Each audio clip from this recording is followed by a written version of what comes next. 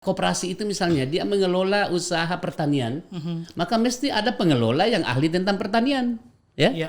Kalau misalnya mengelola tentang peternakan, maka pengurusnya atau pengelolanya dalam ini manajernya ya dokter hewan, Oke. ya kan. Jangan semua politisi, ya kan misalnya ini, ya umpamanya, ya. Jadi kata kuncinya itu harus bagaimana koperasi ini menjadi modern dan membuat anak muda di luar sana ya tertarik ke koperasi. Koperasi itu bisa bergaya seperti pelaku usaha yang modern begitu. Di Koperasi Eka Prasetya misalnya punya Core Primart. Ya insya Allah pola pengelolaannya ya berusaha menerapkan prinsip-prinsip retail modern. Insya Allah.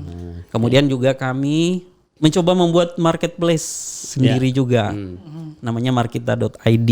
Kita sebetulnya targetnya itu adalah menggandeng pelaku-pelaku koperasi lainnya dan juga pelaku-pelaku usaha kecil di sekitar koperasi untuk sama-sama menjual di marketplace yang sama.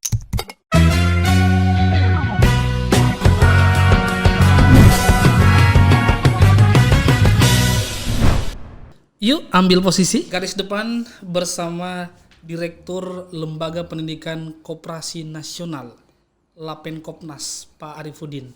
Apa kabar hari ini Pak? Alhamdulillah. Dan ada juga teman ngobrol satunya lagi, Wakil Ketua Dewan Koperasi Indonesia Wilayah Provinsi Gorontalo Pak Arifin Suaib. Assalamualaikum warahmatullahi wabarakatuh. Apa kabar Pak? Alhamdulillah sehat walafiat. Nah jadi saya manggilnya Arif. Saya ada in-nya. Oh, jadi Arifin sama Pak Arifudin. Iya betul. Enaknya dipanggil Arifudin juga, Pak Arifudin. Arifudin aja boleh. Oke. Arifudin itu istimewa. Udin yang paling bijaksana. Namanya Arifudin. Oke. Pak Arifudin di Gorontalo saat ini lagi ada kesibukan apa? Ini ada pelatihan yang dilaksanakan oleh Dinas Koperasi Perindustrian dan Perdagangan Provinsi Gorontalo.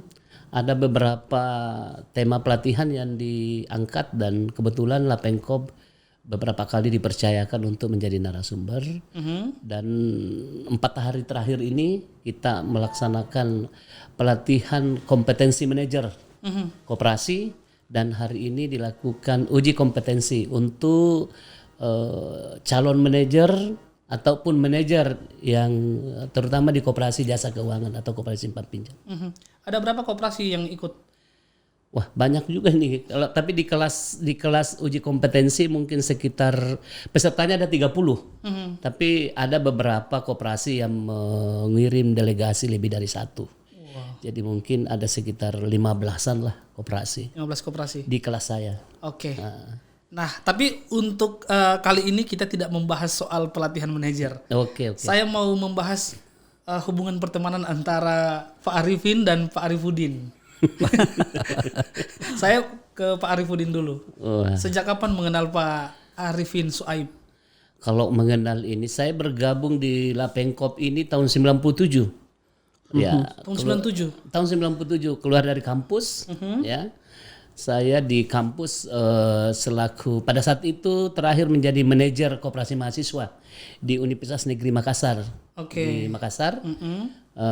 Tahun 97 gabung di Lapenkop, Dekopin Wilayah Sulawesi Selatan sebagai kepala Lapenkop Wil Sulawesi Selatan. Beberapa tahun kemudian Gorontalo bergabung di Lapenkop, di jaringan Lapenkop. Tahun berapa kira-kira itu? Kalau kami 97, kalau 99 kalau tidak salah. 99. 3 tahun berikutnya. Ya, Sulawesi Selatan sendiri itu menjadi Lapenkopil ketiga setelah Jawa Timur dan setelah Jawa Barat dan Jawa Timur. Begitu. Dari situ mulai bergerak di gerakan koperasi, tapi sebelumnya kok di gerakan koperasi di kampus. Oh, jadi menjadi pengurus koperasi mahasiswa, kemudian terakhir manajer koperasi mahasiswa, kemudian masuk di Dekopin, Dewan Koperasi Indonesia. Tapi sebelum masuk kampus juga sudah di sekolah menengah kejuruan, jurusan koperasi juga terlibat di koperasi sekolah. Sekolah apa itu ada jurusan koperasinya? SMEA dulu namanya, Sekolah Menengah Ekonomi Atas. Sekarang SMK yang membidangi ekonomi. Kan sekarang kan ada otomotif, itu bagian teknik dan sebagainya. Mengenal Pak Arifin mulai dari mana? Ini mungkin paling bagus dia yang cerita ya. Saya persilakan Pak Arifin. Mengenal Pak Arifudin itu sejak kapan dan di mana? Ini tetap kalau kenal beliau ini tetap tidak bisa dipisahkan dari cerita-cerita tentang koperasi dan Lapenkop itu sendiri. Ya. Jadi mungkin tidak terlalu maksudnya ada kemiripannya juga sebetulnya. Saya aktif di koperasi mahasiswa itu sejak tahun 96 di koperasi mahasiswa Payulimo Universitas Gorontalo. Waktu itu masih setie Gorontalo. Saya pernah jadi sekretaris, kemudian jadi ketua. Dan setelah itu saya juga menjadi pemandu Lapenkop di utusan dari koperasi mahasiswa itu. Itu sekitar tahun 1999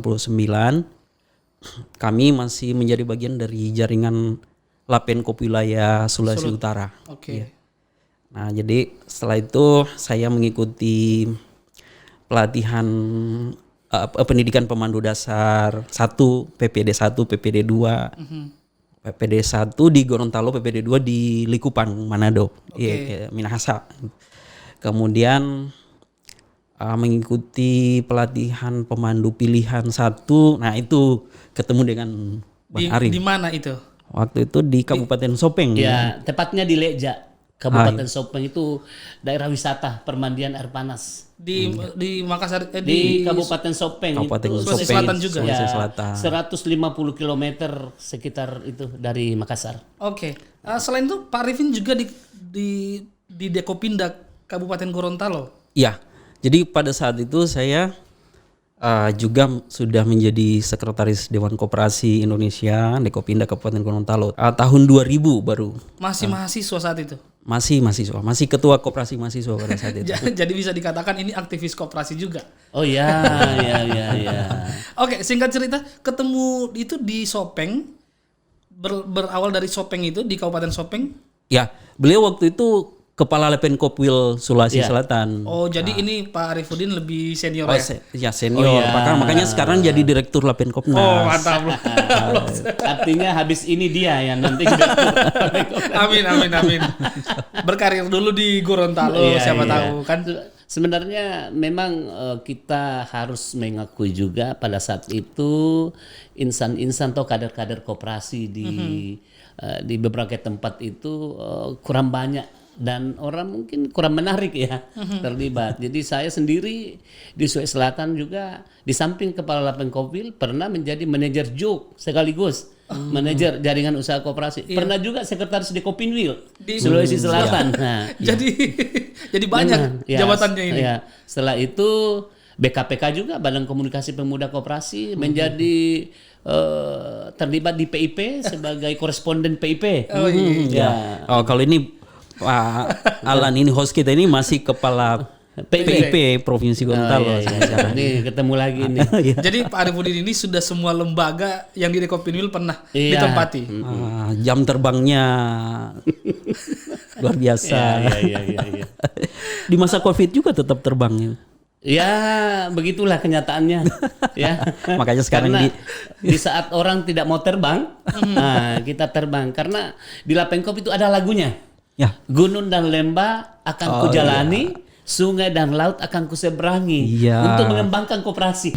Gunung dan lembah pun kan kujalani untuk mengembangkan koperasi, sungai dan laut pun kan kuseberangi untuk mengembangkan koperasi. Nah, itu mendarah daging dalam jaringan pemandu Lapenkop itu. Nanti diputar lagunya. Iya, lagunya. Itu nostalgia sekali. Pak Arifudin, bagaimana melihat saat ini perkembangan koperasi dibandingkan dengan perkembangan koperasi saat itu?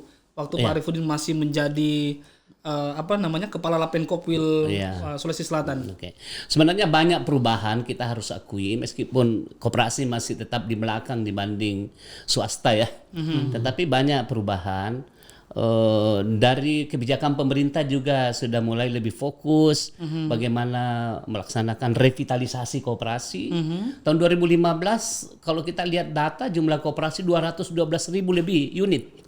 Tapi hari ini ya di tahun 2020 2021 ini jumlah koperasi yang berdasarkan data itu 123.000. 123.000 artinya di atas 80.000 itu sudah dibubarkan. Itu dibubarkan karena? Ya karena memang dari sisi kelembagaan, dari sisi usaha itu sudah tidak jelas. Tidak jalan lagi. Tidak jelas. Jadi dia hanya mengotori data lah ya. Itu dan itu mengganggu pembinaan juga. Karena kalau diminta juga potensi dan sumber dayanya tidak mendukung. Jadi saya pikir itu bagus dilakukan revitalisasi, dilakukan reorientasi, kemudian didata ulang kembali, kemudian dilakukan rehabilitasi. Nah berdasarkan itulah dikembangkan. Nah makanya sekarang ini kan muncul bagaimana koperasi itu menjadi rumah besar bagi usaha mikro, kecil dan menengah. Nah, begitu. Nah, itu dan itu juga seiring kebijakan Kementerian Koperasi dalam ini pemerintah dalam pemulihan ekonomi nasional ya. Kita mengenal LPDB, Lembaga Pembiayaan Dana Bergulir ya. Itu khusus untuk koperasi. Tidak boleh yang lain. Nah, begitu. Ini saya juga tertarik. Saat ini sudah sangat kurang yang namanya pemandu koperasi ataupun pelatih. Nah kalau dulu saya beberapa kali melihat sangat sering dalam 1 tahun itu banyak sekali pelatihan-pelatihan untuk atau pemandu-pemandu di seluruh daerah. Ketimbang di saat ini bagaimana Pak Arifudin? Ya memang terjadi fluktuasi ya, fluktuasi. Memang ada waktu di mana anggaran dari pemerintah itu mensupport pendidikan. Pada saat itu yang masalkan pendidikan anggota. Nah, mengapa pendidikan anggota yang oleh Dewan Koperasi Indonesia melalui Lapenkop? Karena dianggap bahwa selama ini yang dididik itu pengurus, ya, kemudian pengawas, ya pengawas pun terbatas ya, kemudian pengurus lah dengan pengelola. Nah, anggota ini sebagai pemilik koperasi, ya jarang disentuh pendidikan. Tapi kalau koperasi gagal, yang disalahkan anggota. Nah ini jadi maka Lekopin melalui Lapenkop mengambil sebuah kebijakan, mengambil sebuah strategi bahwa cara terbaik adalah memperbanyak pendidikan anggota. Karena kalau anggota itu terdidik, ya terlatih, berarti kan kader-kader itu banyak yang akan menggantikan. Nah kalau apa yang terjadi sekarang, coba kita lihat faktanya ini. Masalahnya apa? Pak Suaib mungkin, Pak Arifin Suaib juga tahu ini. Salah satu permasalahan kita hari ini di tengah adanya transformasi digital yang begitu dahsyat lah begitu. Koperasi tidak bisa menangkap secepatnya. Kenapa? Karena pengelola koperasi itu usianya rata-rata di atas 50 tahun. Ya, di atas 50 tahun ya. Ini mohon maaf ini peringatan buat kita juga ini buat Pak Suaib ya. Artinya kalau kita mau digitalisasi aja, enggak usah online, digitalisasi aja. Ya kan, agak susah menyesuaikan karena terbiasa dengan mesin ketik manual, ya terbiasa mungkin masuk lagi komputer, komputer sekarang masuk ke smartphone, nggak bisa mengejar itu. Jadi memang ada sesuatu yang mungkin strategi revolusioner yang harus dilakukan. Bagaimana melalui forum ini mungkin agak bagus kita menghimbau yang mendengarkan supaya yang tidak bisa mengadopsi dan tidak bisa mengadaptasi tuntutan ini supaya sadar. Mungkin periode tahun buku berikutnya enggak usah calon lagi lah, ya kan? Enggak usah calon lagi lah. Itu. Pak Arifin, kesempatan yang lain. Pak Arifin, bagaimana melihat ini seperti yang dikatakan Pak Arifudin, harus ada perubahan di tubuh gerakan koperasi? Sebetulnya kalau Gorontalo saya kira sudah beberapa langkah lebih maju. Jadi di Gorontalo, koperasi-koperasi di Gorontalo sudah sejak lama menerapkan sistem online. Maksudnya di sini on, di sana lain. Jadi lain-lain semua ini. Nah jadi memang ini problem koperasi pada umumnya ya. Jadi dunia usaha pada umumnya sudah berbicara tentang 4.0 malah lebih dari itu, plus dan seterusnya. Nah, sementara kita masih ada koperasi-koperasi yang berkutat dengan karton-karton, tulisan pulpen. Ketika datang ke anggotanya menagih, mencatat dan sebagainya, itu berarti belum ada mekanisasi itu. Berarti belum masuk ke industri 1.0 gitu. Nah, nyatanya masih ada sekarang. Iya. Nah, oleh karena itu ya saya kira sebenarnya kalau saya di beberapa forum saya menyampaikan bahwa koperasi harus melakukan transformasi. Bagaimana caranya itu, Pak?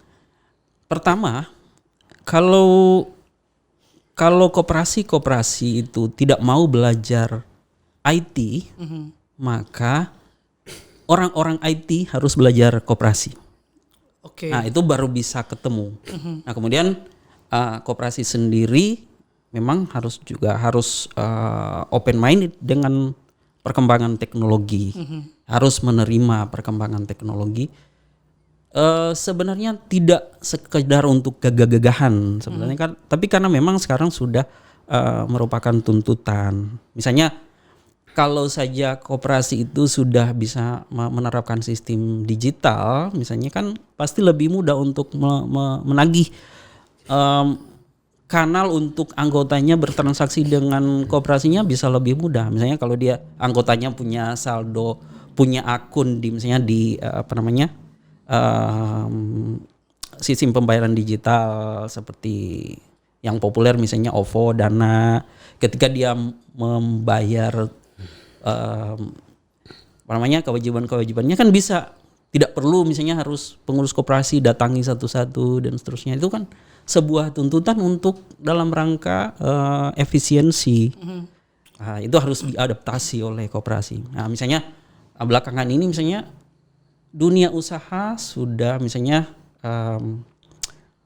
menerapkan KRIS yang dimotori oleh Bank Indonesia.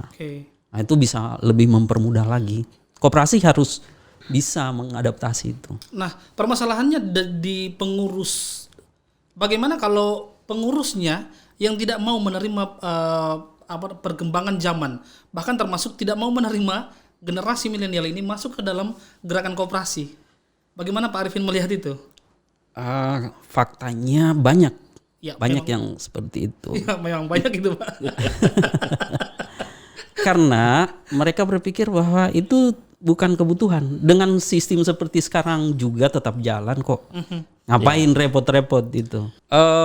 Padahal tetangga koperasi yang misalnya yang usaha rumahan itu bikin kue jualnya sudah online, marketplace dan sebagainya. Sementara koperasi tidak mau berpikir bahwa itu bukan hal penting bagi koperasi. Nah, kuncinya memang di pengurus sih, pengurus dan pengelola. Mau tidak mereka? Ya, harus sadar akan IT. Kalau tidak sadar gimana, Pak?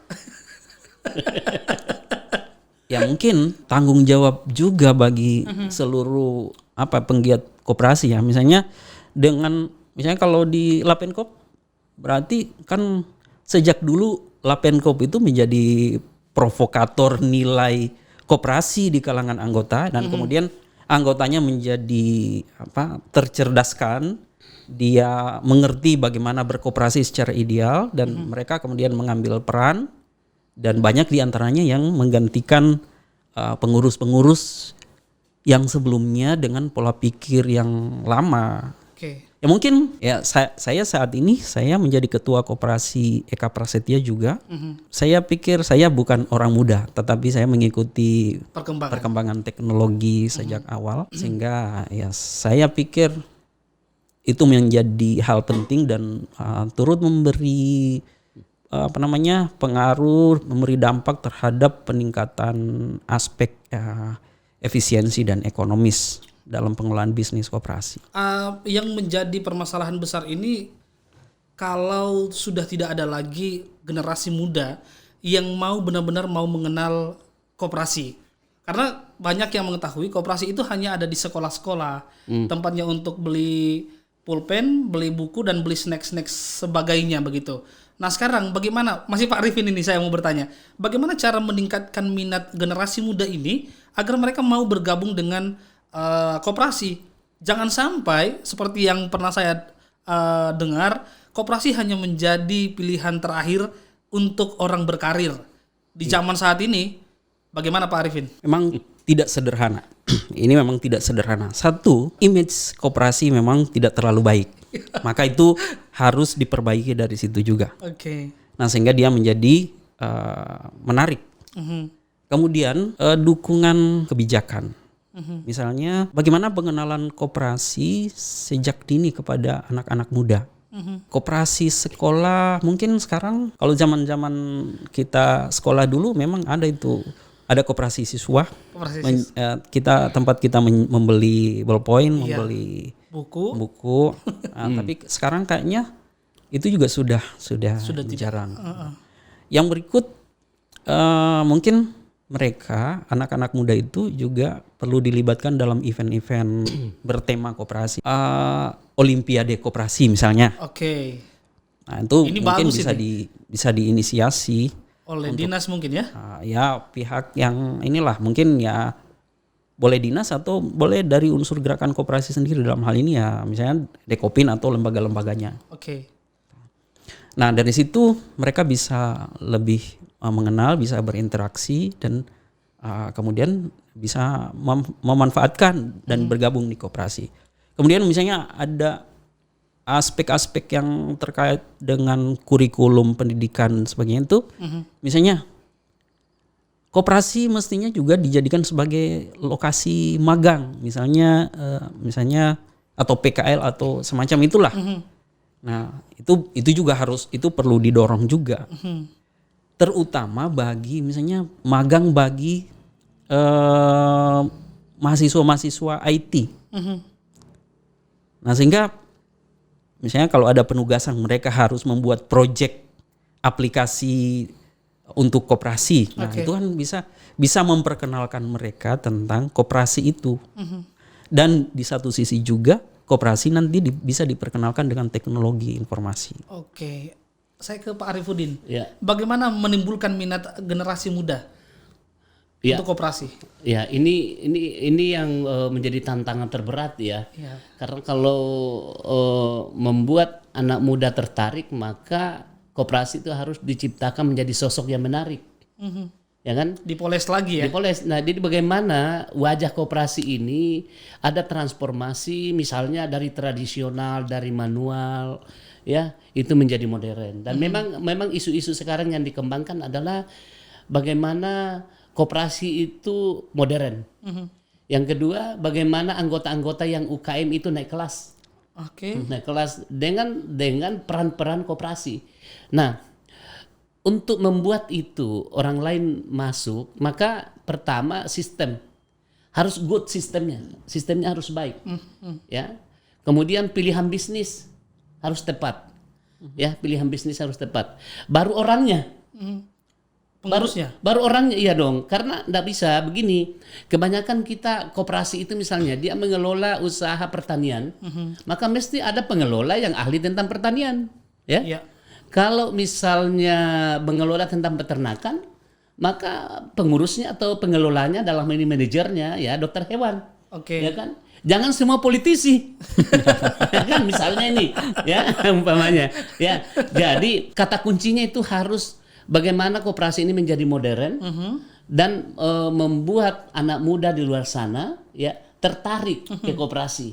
Nah, hari ini kita harus akui anak muda belum tertarik masuk ke koperasi karena citranya itu tadi sudah disampaikan. Kalau ditanya apa itu koperasi, tempat meminjam, ya kan? Iya, cuman itu. Ya kan? Itu misalnya ini. Iya. Itu kan citra sebuah mental model ya yang sudah tercipta di masyarakat dan itu menjadi fenomena bagi generasi berikutnya menyebabkan koperasi ini terkondisikan begitu. Tapi sesungguhnya kalau kita mau jujur juga banyak juga koperasi yang sudah bagus, ya toh? Ada yang sudah sampai 7 triliun, ya kan? Ada dan memberikan manfaat yang luar biasa bagi anggotanya, ya kan? Nah, itu. Jadi kalau menurut saya sudah saatnya sekarang bagaimana mempermulai ini, tapi harus dengan kontribusi semua pihak, stakeholder, stakeholder, gerakan koperasi harus solid, ya. pemerintah harus fokus, Iya. ya kan? Kemudian koperasi juga mau berubah, gitu loh. Iya, Harus ada kemauan Iya. dan harus ada dukungan kompetensi dari semua pihak. Iya. Ya, jadi bagaimana misalnya kalau digital menjadi ekosistem digital misalnya ya. Nah, kemudian pembina koperasi juga menjadi sebuah ekosistem yang tertata. Iya. Jadi jangan koperasi itu 20 orang anggotanya, ya kan? Jadi memang kalau kita berpikir 20 orang ada transformasi digital, orang berpikir wah ini kalau online biaya. Iya. Ya kan? Jadi memang prioritas-prioritas ke depan ini harus dibuat pada koperasi skala usaha yang mana ya yang diprioritaskan untuk dilakukan transformasi. Iya. Jadi jangan kita masuk kepada koperasi yang memang secara ekonomi ya tidak memungkinkan. Iya. Ya kan? Nah, itu satu. Yang kedua, mungkin ke depan sudah harus kita berpikir merger. Ya, terhadap koperasi-koperasi yang sejenis. Iya. Ya. Belajar dari koperasi-koperasi di negara yang maju ya. Iya. Itu yang terjadi adalah koperasi itu jumlahnya semakin sedikit, Oke. tapi volume dan omsetnya semakin besar. Kenapa? Karena mula-mula dia ketemu, dia kolaborasi, Iya. dia partner. Dia berpikir ngapain kita sekedar partner? Kenapa kita tidak merger saja Gabung menjadi satu saja. badan hukum? Iya. Ya, Iya. menjadi satu badan hukum sehingga satu koperasi bisa aja satu negara. Iya. Bisa. Bisa seperti itu. Kalau kita lihat ya di Singapura misalnya ada koperasi namanya NTUC, National Trade Union Co-op. Itu kayak Coopmart, kayak Alfamart lah gitu ya. Itu yang di pom-pom bensin itu besar, bahkan menurut informasi itu bisa mengalahkan omset dari Carrefour. Ya. Kalau kita ke Vietnam Oke. ya, ke Vietnam itu ada juga semacam Coopmart ya. Mall tapi berbadan hukum koperasi dan dia bisa masuk dalam 25 besar perusahaan terbesar di Vietnam. Belum kalau kita ke Jepang ya. Jaringan koperasi pertanian terbaik, salah satu yang terbaik adalah Zeno, itu agriculture co-op di Jepang tuh luar biasa. Oke. Ya. Jadi banyak 30% koperasi terbaik di dunia ada di Amerika coba.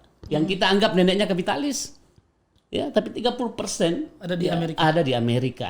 Ya, dan omsetnya tidak main-main. Koperasi-koperasi itu bisa sampai ratusan ribu dia punya karyawan. Artinya ini kita sebutkan untuk memberikan semacam daya tarik tersendiri buat orang di luar sana bahwa koperasi bisa besar. Iya. Iya. Nah, bagaimana kita ini semua pihak harus membesarkan. Misalnya koperasi sektor real, Oke. koperasi susu misalnya itu kan potensial besar. Iya, betul. Tetapi hanya tempat mengumpulkan susu. Ya enggak, di sinilah susu-susu dikumpulkan, itu aja. Iya. Ya, tetapi kalau Anda ke mall yang ada Nestle, Iya. Indomilk, ya toh? Banyak produk-produk Banyak susu. produk susu dan kemungkinan besar susu itu distribusi susunya berasal dari koperasi susu. Iya. Nah, apa tidak memungkinkan nanti suatu saat koperasi ini bersatu di jaringan koperasi susu misalnya, bikin pabrik. Oh, benar. Nah, memang ini harus ada kebijakan, harus menjadi strategi pemerintah karena ini butuh modal besar. Iya. Di India itu yang menguasai susu ya, ya itu jaringan koperasi, mulai di procurement-nya ya, di tingkat primer, kemudian sekundernya punya pabrik, induknya itu yang memasarkan. Siapa tahu Eka Iya. Prasetya bisa jadi. Ya bisa menjadi inilah, karena kan kita butuh pelaku-pelaku ya. Iya, betul. Kita butuh pelaku-pelaku ini tidak sekedar mau, tetapi memang harus ada kesungguhan untuk mengeksekusi. Ya kita lakukanlah sambil kita evaluasi gitu kan. Iya. Bagaimana bayangkan jumlah koperasi misalnya hampir 20 juta misalnya ini. Atau jumlah koperasi di Indonesia 123.000. Kalau 50% saja itu dikemas unit tokonya seperti toko modern, minimarket yang modern, dan semua anggotanya aja dulu, nggak usah orang lain. Semua belanja di situ. Oke. Oh itu luar biasa. Tapi kita harus kuasai saluran distribusinya. Dan disinilah kebijakan-kebijakan pemerintah, kebijakan gerakan koperasi harus solid mendukung. Iya. Ya kan? Kalau tidak agak susah ini. Agak susah. Karena yang terjadi kalau kita ini berpisah-pisah, ya skala ekonomi tidak bisa kita wujudkan. Nah, kalau kita mau kompetisi, syaratnya adalah kita harus besar, kita harus kuat. Kecil-kecil boleh, tetapi itu hanya menjadi tempat pelayanan. ya kan? Jadi menjadi satu kesatuan kebijakan. Nah, saya pikir itu yang strateginya ke depan ya. Di samping sumber daya kebijakan tentang SDM-nya diperbaiki, sistemnya diperbaiki, pilihan bisnisnya, ya kan? Perlu diketahui misalnya nih, bagaimana koperasi fungsional yang memang SDM-nya bagus, itu harus keluar kandang. Kalau menurut saya, jangan di dalam kandang, sebab Betul.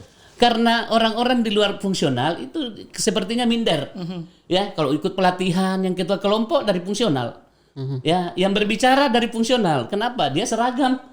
Ya, papan nama, pakai ID card, ya kan? Nah, sementara kan kalau koperasi fungsional itu kan terbatas. Iya. Paling yang besar-besar itu ya mungkin koperasi rumah sakit, koperasi guru-guru, Iya, ya. pegawai. Tapi kalau guru-guru SMP paling 25, ya kan? Pindah lagi, masalah lagi, ya kan? Nah ini, jadi ini banyak hal yang perlu kita perbaiki. Iya. Menurut saya, rekonstruksi pemberdayaan sumber daya manusia juga harus betul-betul difokuskan lagi, diurai kembali ya, sehingga nanti saya berpikir saatnya fungsional itu ya keluar untuk melayani juga, jangan hanya fungsional saja karena sayang potensinya.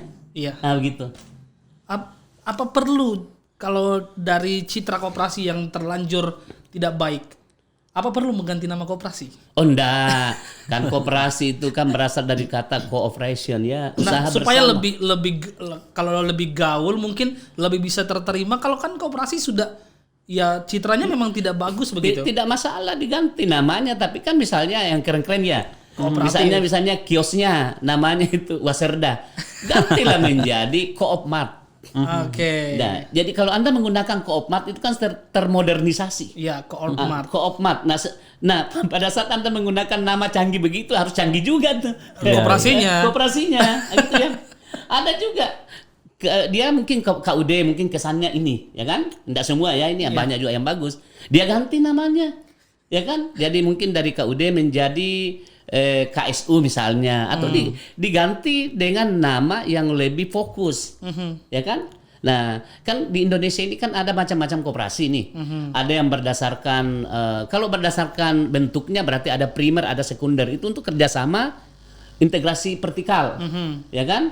Misalnya ini beliau ini KPRI, ya sekundernya PKPRI, provinsi lagi GEPEK IKPRI, pusat IKPRI.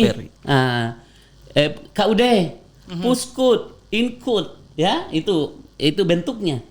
Nah, tapi berdasarkan jenisnya, ya ada yang namanya konsumen, ada yang produsen, ada yang simpan pinjam, ada yang pemasaran, ya kan? Nah, itu. Nah, bagaimana kalau koperasi? Kan semua koperasi apapun jenisnya, dia butuh pasar. Ya. Bagaimana kalau satu marketplace-nya milik koperasi dan UKM? Ini semua UKM masuknya kemana? Lazada. Iya. Apalagi? Tokopedia. Shop.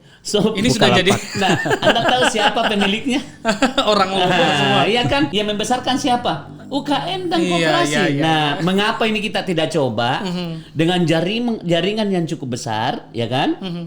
Nah, ujungnya adalah marketplace itu, ya, ada khusus yang miliknya adalah jaringan koperasi dan UKM.